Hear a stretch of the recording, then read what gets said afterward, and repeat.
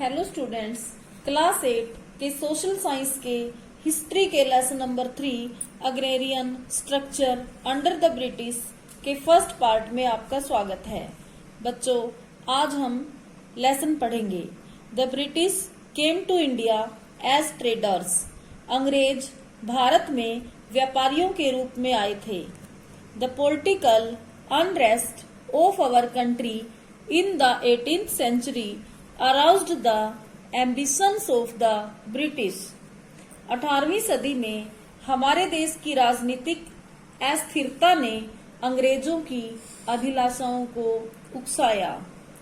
They waged several wars against the provincial governors and gradually expanded their empire। उन्होंने प्रांतीय गवर्नरों के खिलाफ कई युद्ध लड़े। व धीरे धीरे अपने साम्राज्य का विस्तार किया। To control the newly acquired territories they developed a sound system of administration and raised a strong army.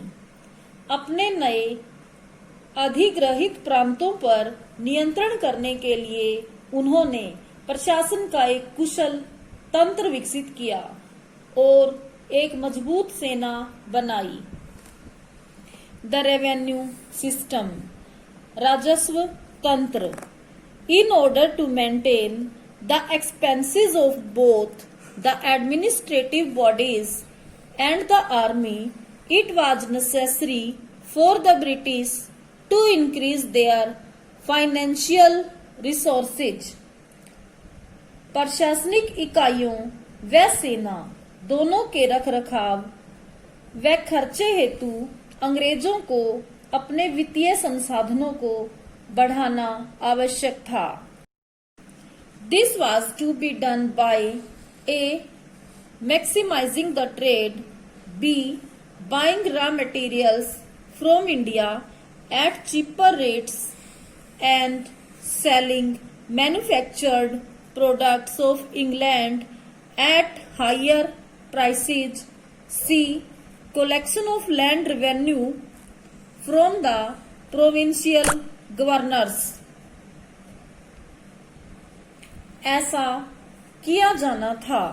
ए व्यापार का विस्तार करके, बी भारत से कच्चा माल सस्ते दामों में खरीदकर व इंग्लैंड में तैयार वस्तुएं ऊंचे दामों में बेचकर, सी प्रांतीय गवर्नरों से भूमि राजस्व इकट्ठा करके। Apart from trade, the British now focused their attention on the different sources of revenue. व्यापार के अतिरिक्त अंग्रेजों ने राजस्व के विभिन्न स्रोतों पर ध्यान देना शुरू किया। The company as Diwan, company दीवान के तौर पर। In 1765 during the governorship of Lord Clive, the Mughal emperor Shah Alam II granted the Diwani of Bengal, Bihar and Odisha to the East India Company. 1765 में लॉर्ड क्लाइव के गवर्नर काल के दौरान शाह आलम द्वितीय ने ईस्ट इंडिया कंपनी को बंगाल, बिहार व उड़ीसा की दीवानी प्रदान की थी। In return the company was to make an annual payment of ₹26 lakh to him. इसके बदले में कंपनी को उसे सालाना 26 लाख रुपए का भुगतान करना था।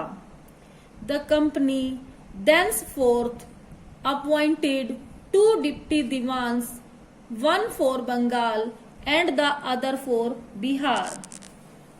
कंपनी ने भविष्य में 2 प्रतिनिधि दीवान नियुक्त किए, एक बंगाल के लिए और दूसरा बिहार के लिए।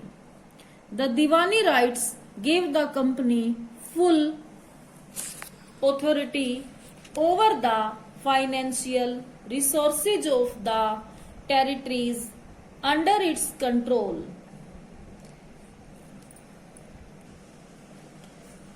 दीवानी अधिकारों ने कंपनी को इसके नियंत्रण वाले प्रांतों के आर्थिक मामलों की पूरी शक्ति दे दी थी।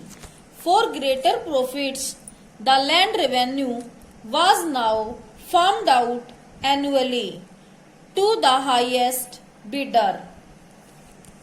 अधिक मुनाफे हेतु अधिक से अधिक दबाव डालकर वार्षिक भूमि राजस्व ऊंची बोली लगाने वाले से वसूल किया जाने लगा।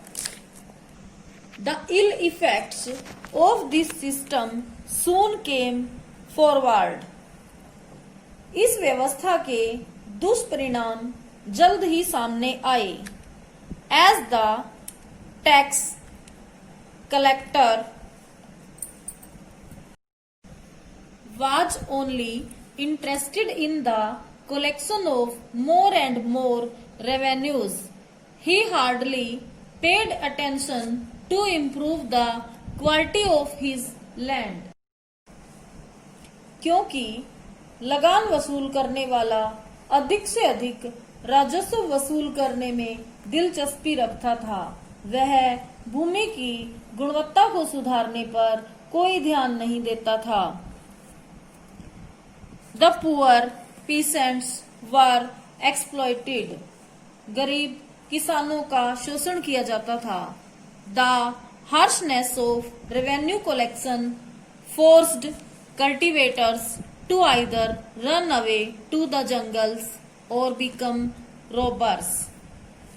लगान वसूलने के कठोर तरीकों ने किसानों को जंगलों में भाग जाने या लुटेरे बन जाने के लिए मजबूर किया।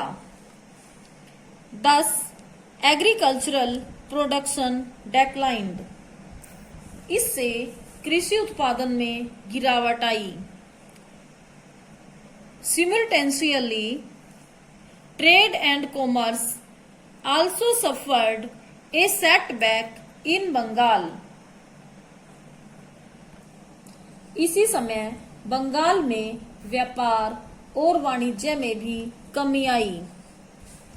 The Indian goods were bought at very low rates from the workers and sold back in Europe at much higher prices. कारीगरों से भारतीय वस्तुएं बहुत कम दामों में खरीदी जाती थी तथा यूरोप में ऊंचे दामों में बेच दी जाती थी। The weavers of silk and the artisans were compelled to work under harsh conditions. रेशम के बुनकरों व कारीगरों से कठोर दशाओं में जबरदस्ती कार्य करवाया जाता था। Thus, the skill of the workers got ruined under oppression. इस प्रकार दबाव में मजदूरों की कुशलता का ह्रास हुआ। The famine of Bengal in 1770 clearly highlighted the plight of the people when about 1/3 of the population was killed. 1770 में भूखमरी ने लोगों की दुर्दशा को उजागर किया, जिसमें बंगाल की 1/3 जनसंख्या मारी गई। द क्वीनियल सेटलमेंट, पंचवर्षीय व्यवस्था। The next governor general Warren Hastings introduce the quinquennial settlement of land revenue in 1772। Governor general Warren Hastings ने 1772 में भूमि राजस्व की पंचवर्षीय व्यवस्था शुरू की। This was a 5-year settlement of land revenue where estates were farmed out to the highest bidder. भूमि राजस्व की यह एक 5 वर्ष की व्यवस्था थी, जिसमें सबसे अधिक बोली लगाने हेतु एस्टेट्स बनाई गई। No preference was given to the zamindars in the bidding process। नीलामी की प्रक्रिया में जमींदारों को कोई महत्व नहीं दिया गया। Hastings set up 6 provincial councils to supervise the work of Indian Diwans. Hastings ने भारतीय दीवानों के कार्य पर निगरानी रखने के लिए 6 प्रांतीय काउंसिलें बनाई। The corrupt tax collectors were replaced by Indian Diwans in the districts. जिले में भ्रष्टाचारी कर इकट्ठा करने वालों की जगह भारतीय दीवानों को दे दी गई। A committee of revenue was set up in Calcutta. Calcutta में एक राजस्व कमेटी बनाई गई। The system too proved to be a failure. यह व्यवस्था कारगर साबित नहीं हो पाई। The bidding process was not transparent. नीलामी की प्रक्रिया पारदर्शी नहीं थी। The state demand of revenue was fixed much higher than the land could actually produce. राज्य द्वारा राजस्व की मांग भूमि के वास्तविक मूल्य उत्पादन से कहीं अधिक थी। The Diwans resorted to harshness in tax collection. लगान वसूली के दौरान दीवान अत्यधिक कठोर व्यवहार करते थे।